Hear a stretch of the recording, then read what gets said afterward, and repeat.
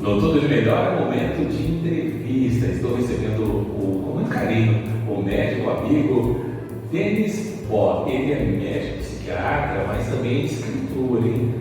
Escreve, tem uma sensibilidade enorme para escrever. Denis, bom dia, seja bem-vindo. Bom dia, tudo bem? Denis, vamos conversar um pouquinho sobre saúde mental. É o janeiro branco, né? Também é um mês que a gente tem que ficar atento à saúde mental. Sim. Mas esse mês começa a vigorar agora uma norma regulamentadora que fala que as empresas têm que avaliar riscos psicossociais no ambiente de trabalho. Além daquele risco do acidente normal de trabalho, que pode prejudicar a saúde do trabalhador, agora essa visão com relação a metas excessivas, jornadas extensivas, assédio moral, falta de autonomia. No seu ambiente de trabalho, você que trabalha em vários locais, na UNED, na prefeitura, tem clínica, o trabalhador tem reclamado muito, a saúde mental do trabalhador realmente está muito abalada, ou isso é um reflexo de tudo que está acontecendo no mundo hoje? Eu acho que isso é um reflexo de tudo que está acontecendo, né? Mas sem dúvida que as pessoas reclamam muito do ambiente de trabalho. Mas as pessoas têm reclamado de maneira geral de como a vida tem estado mais estressante, né? E por muitos motivos, por N motivos, mas as pessoas estão muito ansiosas, com uma tendência maior a entrar em depressão, e isso também acaba se refletindo no ambiente de trabalho. A maioria do brasileiro faz aquela bendita jornada 6x1, então ele fica 6 dias no ambiente de trabalho. Muitos fazem 40 horas semanais, ou seja, no mínimo um terço da vida ele está ali no seu ambiente de trabalho. Na sua visão, com a sua experiência, o que mais proporciona esse adoecimento mental no ambiente de trabalho? Então, André, eu acho que você comentou uma questão aí que eu acho importante. O que eu observo muito é que as pessoas, o brasileiro hoje, já vem isso já de algum tempo, vem trabalhando muito, vem trabalhando cada vez mais, as horas trabalhadas ao longo da semana têm aumentado, tem poucas horas de folga, acaba tendo uma folga por semana, né? E trabalham até às vezes até altas horas do dia, aí depois já tem que pegar um transporte, chega em casa super tarde, aí acabam logo já no outro dia, logo já saindo cedo para voltar ao trabalho, e isso é uma rotina bastante estressante. Geralmente as pessoas têm pouco tempo para o lazer. Às vezes as pessoas até conseguem fazer um pouco de exercício físico, que isso hoje está bastante difundido, a necessidade de fazer exercício físico. Então, às vezes até conseguem se matricular numa academia, fazer um pouco de exercício físico. Mas o lazer, por exemplo, acaba sendo bastante deixado de lado. As pessoas estão tão cansadas que acabam chegando em casa, às vezes no final de semana ou na folga, e dormem o dia inteiro. E não se envolvem em atividades mais prazerosas. Isso é um dos motivos de estresse.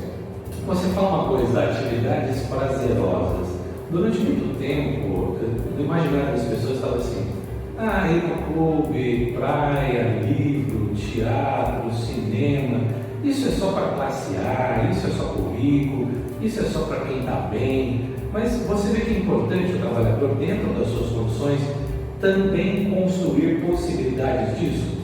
Que seja um clube mais simples, ou que seja ali a cachoeira, que seja tomar uma cervejinha com um amigo, ler um livro, assistir um filme. É importante para o cérebro, nesse momento, durante a semana, de parar, de absorver outros conhecimentos, outras possibilidades, que não seja aquela obrigação do trabalho?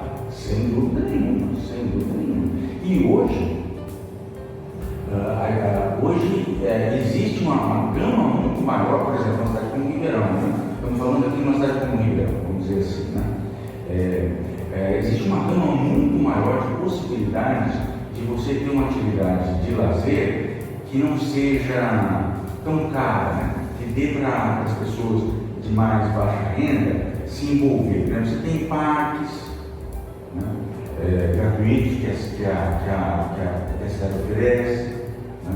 Você tem a biblioteca, né? Biblioteca lá, assim, a Junqueira, um excelente lugar para você frequentar, e é gratuito, né?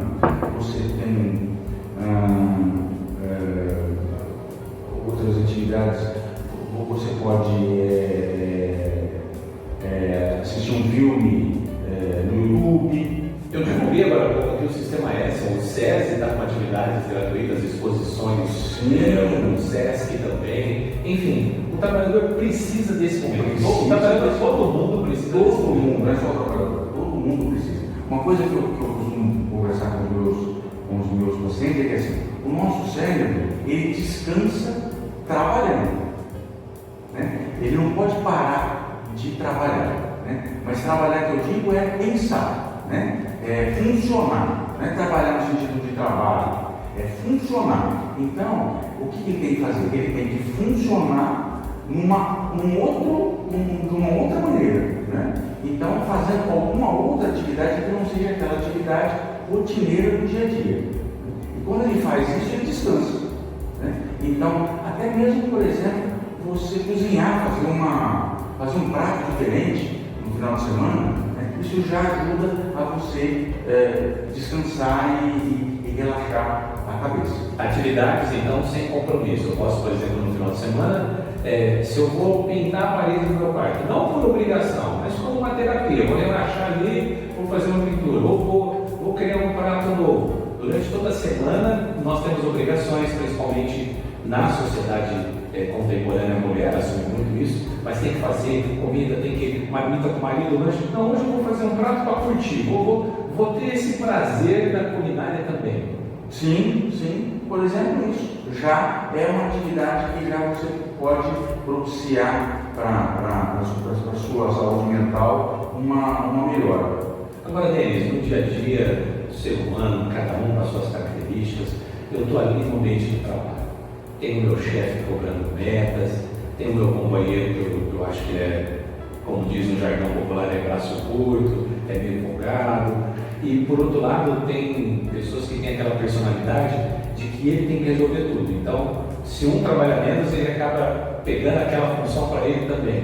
Como que a gente trabalha essa ansiedade ou esse desejo, essa coisa louca de produz, que acaba nos transformando em semi-máquinas? Isso é um desafio, né? Porque hoje, cada vez mais existe essa cultura, né? Da produtividade, né? Da eficiência, né?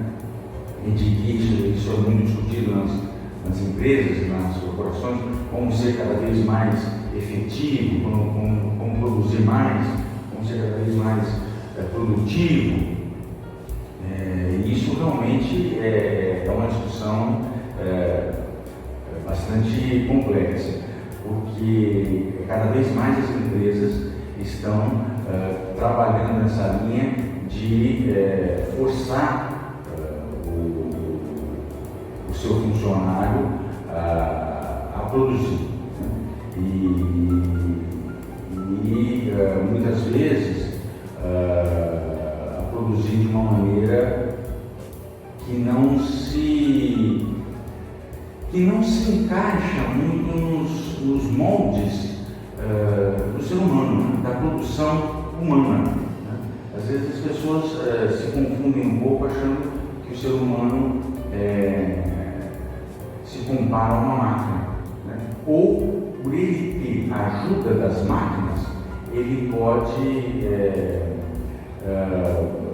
ter a sua produção aumentada indefinidamente. Isso não é verdade, né? Nós temos os nossos limites, né? A vida tem o seu limite, né?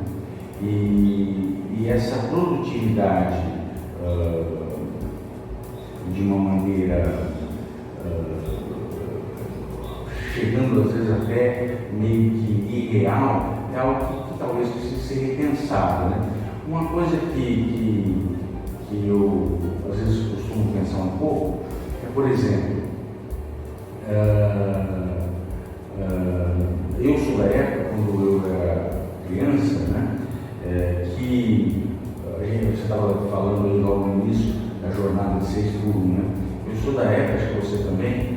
gente era criança, de que o supermercado fechava sábado, meio-dia, né? Posto de gasolina fechava na sexta-feira, só abria na segunda-feira, né? Comércio fechava no sábado, meio-dia, né? E as pessoas viviam, né? Ninguém ficava parado na rua sem combustível, né? Ninguém ficava sem comprar o seu presente para levar na festa de aniversário, né? As pessoas se programavam para comprar um presente na sexta-feira, e não no domingo às 8 horas da noite. Na verdade, as pessoas viviam. Então hoje tudo funciona 24 horas por dia. E o que mudou na vida? Isso. Nada. As pessoas estão apenas trabalhando mais estressadas. E o que mudou? Nós ficamos mais ricos por causa disso? O Brasil ficou mais rico por causa disso? Não sei. Eu tenho minhas dúvidas, né? Então ficou mais rico, mas ficou mais doente, certamente mais doente. O que você tem atendido mais de doenças relacionadas ao trabalho na área de saúde mental? A ansiedade é uma das coisas mais presentes hoje. Você sente que as pessoas estão ansiosas? Eu lembro que ao sair de casa, algumas pessoas falam: opa, eu vou ao meu ambiente de trabalho. Ah, que legal, hoje a pessoa, poxa, hoje eu tenho que trabalhar. Ela já sai ansiosa de casa, já tem uma angústia desde o momento que ela sai de casa até o transporte coletivo ou ao trânsito infernal das grandes cidades, até o momento que ela bate o ponto e vai cumprir sua jornada. Isso varia muito, né? De pessoa para pessoa. Tem pessoas que são felizes trabalhando, que vivem bem, que gostam do trabalho que fazem, né? Existem ambientes de trabalho muito bons, né? Isso varia muito de pessoa para pessoa. Existem essas pessoas que realmente trabalham, que vão trabalhar de uma maneira mais pesada mesmo, né? Isso é muito variável, né? Agora, a queixa maior que as pessoas trazem para a gente nos consultórios é a ansiedade. Sem dúvida é a ansiedade. A ansiedade é a principal queixa que as pessoas trazem, tanto relacionado com o trabalho, quanto relacionado com a vida como um todo. O que acontece muito hoje, que as pessoas estão muito ansiosas, é que a vida hoje, né, a sociedade, ela está organizada de uma tal maneira hoje, em que as pessoas estão muito só. Existe uma solidão muito grande, as pessoas estão muito sozinhas, né? Porque você tem um esvaziamento das famílias, né? As famílias antes eram muito numerosas, as famílias se apoiavam muito mutuamente, né? Hoje você tem famílias muito pequenas, famílias que acabam sendo muito mais fragmentadas, então as pessoas estão muito mais sozinhas, né? Você tem também a igreja, a religião, antes tinha muito mais poder, tinha uma força muito maior de apoio. Hoje você tem um enfraquecimento também, de maneira geral. Algumas religiões nem tanto, mas de maneira geral você tem também um enfraquecimento muito grande desse apoio religioso. Então, assim, de maneira geral, as pessoas estão mais sozinhas. As grandes cidades, né, que provocam que as pessoas fiquem. É muita gente, mas no fundo você está sozinho, né, como uma cidade como São Paulo, mesmo em Ribeirão, está ficando grande demais, né? Então você tem o seu vizinho do lado que você nunca vê, né? Então, as pessoas estão muito só. E o ser humano não foi feito para viver só. Nós somos feitos para viver em grupo, né? Nós somos formatados pela natureza para viver em grupo. Nós conseguimos chegar até onde nós chegamos hoje porque nós somos seres grupais. Se nós fôssemos seres individuais, como por exemplo o tigre, né? O tigre na natureza, ele é só. Ele só junta com a tigresa para procriar. Depois ele fica sozinho, né? É diferente do leão que vive em família, né? Então, se nós fôssemos igual ao tigre, nós já teríamos sido extintos, né? Porque nós não damos conta de viver na natureza sozinho, né? Nós já teríamos sido extintos. Então, o ser humano não consegue viver sozinho. E nós estamos cada vez mais caminhando para essa solidão. E isso é um dos grandes motivos da gente viver cada vez mais ansioso e cada vez mais deprimido. E o que eu posso fazer no meu ambiente de trabalho? no meu dia a dia para me prevenir da ansiedade, de outros fatores que acabam aí atacando a minha saúde mental? Então, lazer, atividade física, atividades sociais, convívio familiar, trabalhar sim, que é muito importante trabalhar. Trabalho não é prejudicial de forma alguma, mas com limite. Não é para trabalhar 24 horas por dia, não é para trabalhar 12 horas por dia, mas é importante trabalhar, mas com limite. Fazer atividades, ter um hobby. Você estava falando do Lego aí, montar Lego, por exemplo, Quebra-cabeça. Quebra-cabeça, isso. Tinha aqueles jogos de tabuleiro que essa amiga assistiu muito, Dominha, dama. Isso. Quer dizer, fazer poesia, o meu hobby é fazer poesia, escrever, Então, assim, ter um hobby, porque é o que eu falei, a cabeça descansa trabalhando, Então, minha cabeça descansa quando eu estou escrevendo um poema. Denise, falamos aqui que grande parte das empresas estão apenas naquela visão do lucro, da produtividade, da produção exacerbada, mas muitas empresas também começam agora a proporcionar no próprio ambiente de trabalho esses espaços. Então tem algumas empresas que flexibilizaram, por exemplo, o tipo de roupa que a pessoa pode usar, tem um cantinho lá que você quer dar uma cochilada durante o expediente, ou outro um jogo, alguns têm uma geladeira ali para uma bebida. Me parece que na Europa e em outros países essa cultura já começa a ser instalada e tem dado certo. Você visualiza que essa é uma possibilidade para a nossa realidade, Pedro? Eu acho. Sim, a gente tem sim. Isso já está começando em várias empresas, por isso que eu falo. Existem ambientes de trabalho, não é essa coisa de um nível de trabalho horrível, tem empresas que cobram demais, não é bem assim. Existem sim empresas em que o ambiente não é bom, mas existem empresas que o ambiente é bom, e que as pessoas se sentem estimuladas a trabalhar, se sentem satisfeitas e que a coisa é bem melhor, bem mais melhor trabalhada, Então, sem dúvida, eu acho que esse tipo de exemplo que você deu é importante, é interessante, sim, e além disso, mas eu acho que o mais importante é o trabalhador ser respeitado como ser humano, entender que ele não é uma máquina de produzir, que ele tem os seus limites. E isso às vezes a empresa, os gerentes se esquecem, mas existem muitas empresas que se preocupam com isso sim e têm melhorado, têm tentado melhorar o ambiente de trabalho. Uma coisa que é muito interessante, por exemplo, em que muitas empresas têm, é o horário do café, que as pessoas vão tomar um cafezinho e aí bate um papo, faz uma brincadeira, dá uma risada, isso já dá uma quebrada naquela tensão diária. Isso às vezes muitas vezes já é o suficiente para a coisa já funcionar um pouco melhor. Sabe? É um exemplo que parece pequeno, mas eu vou contar de uma experiência própria. Eu lembro que eu trabalhava numa empresa e depois eu fui trabalhar numa segunda empresa. E as pessoas perguntavam, como que funciona lá? Eu falei assim, não, lá é estranho, lá o pessoal toma café, eles param ler jornal. E aí meus amigos da primeira empresa ficavam admirados, porque lá era trabalho.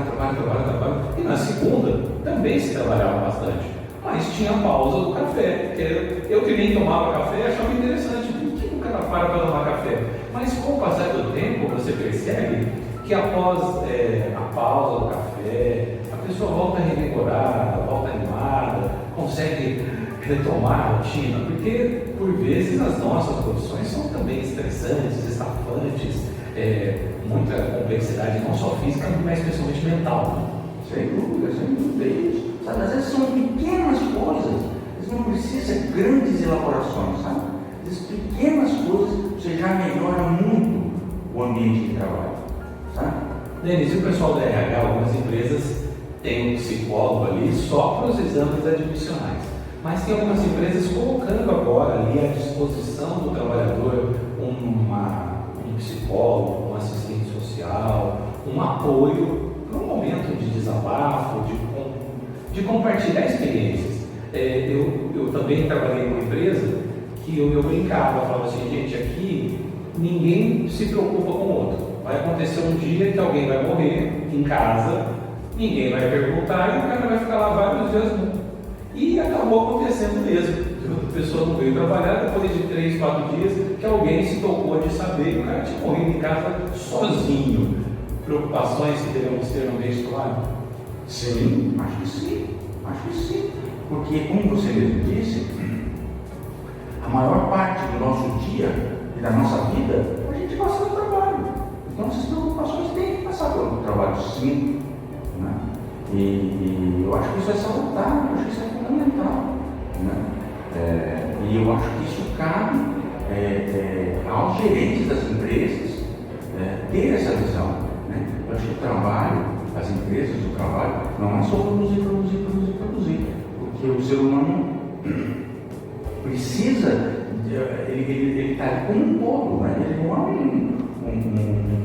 ele não deixa a vida dele de lado para estar trabalhando.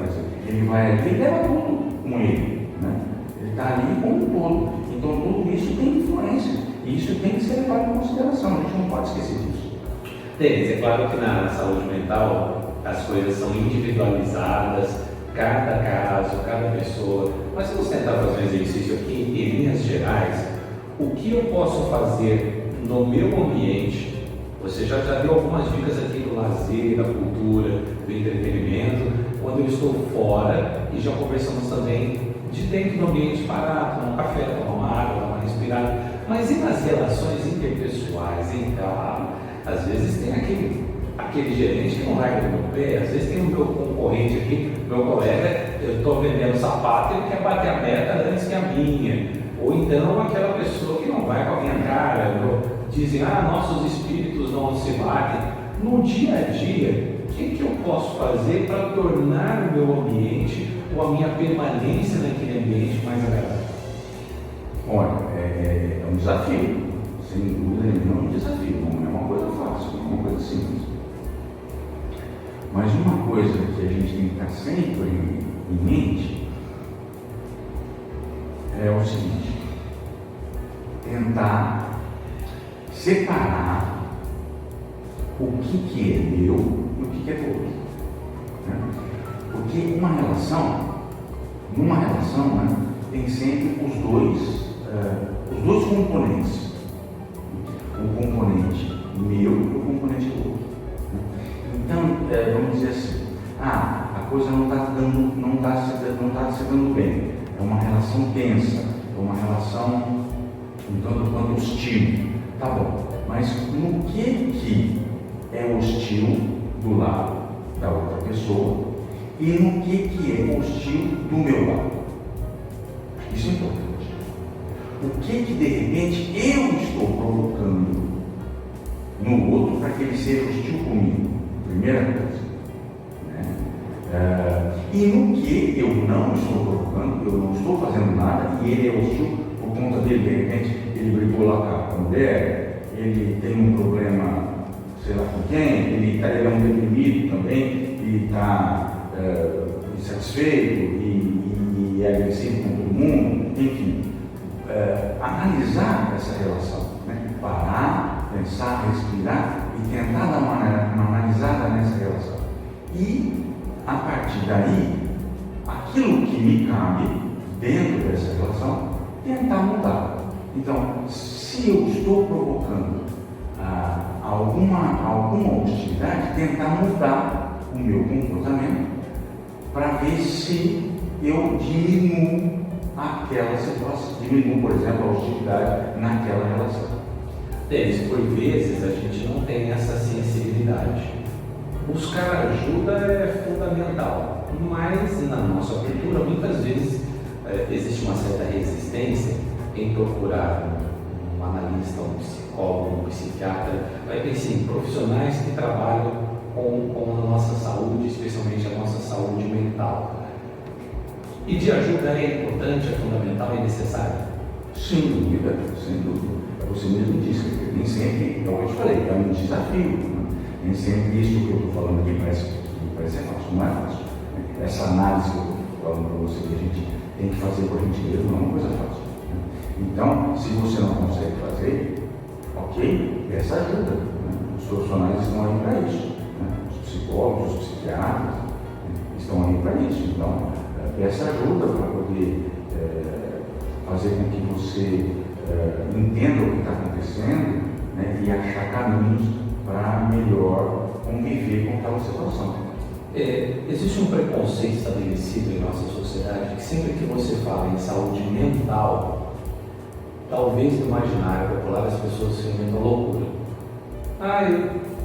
Eu tive casos na minha família, a pessoa aconselhada para um psicólogo, para um psiquiatra, de repente até entrar com em determinado momento com uma medicação provisória para acalmar, e a reação assim, eu não sou louco, está achando que eu sou louco, ele quer me internar, quer não sei o quê. Como que a gente consegue, nos dias atuais, trazer para a nossa sociedade essa conscientização da importância de investir na saúde mental e que isso é uma coisa comum, uma coisa corriqueira?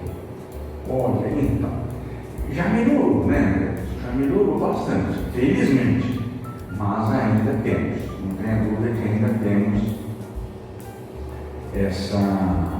esse preconceito. Né? A saúde mental, a doença mental, a saúde mental, faz parte do corpo, né? As doenças mentais fazem parte do corpo, como qualquer outro tipo de doença. Você fica doente do fígado, você fica doente do rim, você fica doente do coração, você fica doente do estômago, você fica doente das emoções e do pensamento. É tudo uma coisa só. Né? Isso tudo é o ser humano, isso tudo é o corpo, isso é tudo o homem. Né? E a loucura, né, é apenas um tipo de problema. Né? Assim como o câncer, assim como a lepra, né? Assim como N doenças graves. Né? Nós temos muitas doenças graves. O ser humano, infelizmente, né? O corpo do ser humano, infelizmente, pode desenvolver muitas doenças graves. Né? Agora, não é porque nós podemos desenvolver muitas doenças graves que a gente não vai médico. Né? Então, por exemplo, eu posso vir a ter uma insuficiência cardíaca. Posso, agora não é por causa disso, porque eu não vou no cardiologista. Não é? Eu posso vir a ter um problema grave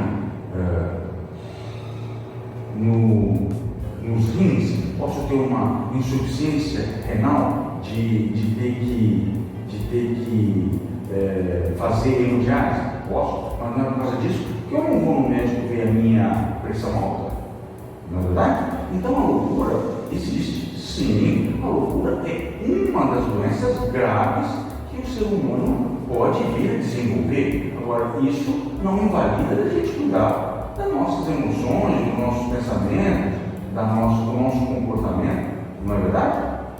Perfeito. Estamos recebendo no Tudo de Melhor o médico, psiquiatra e escritor Denis Boa, e tem mensagem de ouvinte na linha. Vamos ouvir então. Alô, bom dia. Bom dia, André Luiz. Bom dia, doutor Denis. Estou aqui na escuta. Parabéns pelo programa, parabéns pela entrevista. Um abração para você, André, um abração para você, Denis. Muito feliz de ouvir vocês nessa linda entrevista. Alcione Menegas, nossa querida companheira aqui da Rádio Nova Ribeirão, cantora, também escritora, sua parceira lá no grupo de médicos e amigos, Dr. Carlos Roberto Cariento. Denis, você falou como terapia, começa a escrever e agora é um médico escritor, um membro do grupo dos médicos escritores e um acadêmico da Academia de Letras, da Academia Ribeirão-Pretana de Letras. Como que é na sua vida esse universo da escrita, da cultura? Como você se encontrou nesse meio? Então, antes de mais nada, eu queria agradecer ao Sônia pelo valor.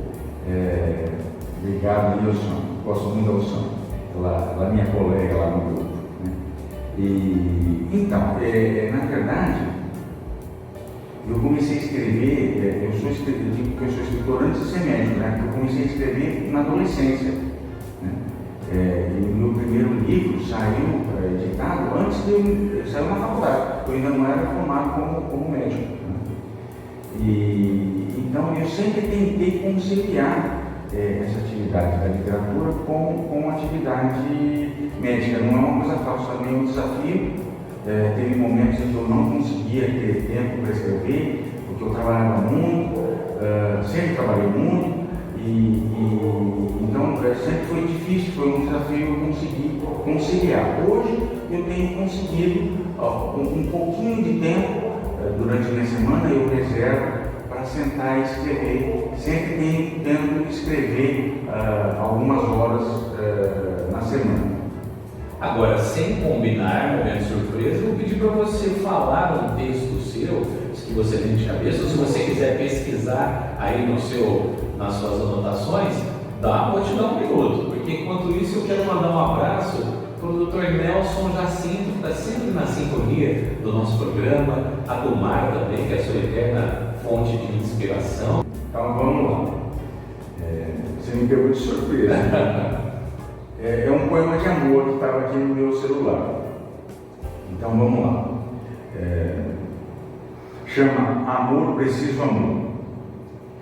Poeta decreto indiscutivelmente a precisão do amor. O amor de abraços, o amor de peles, o amor de bocas.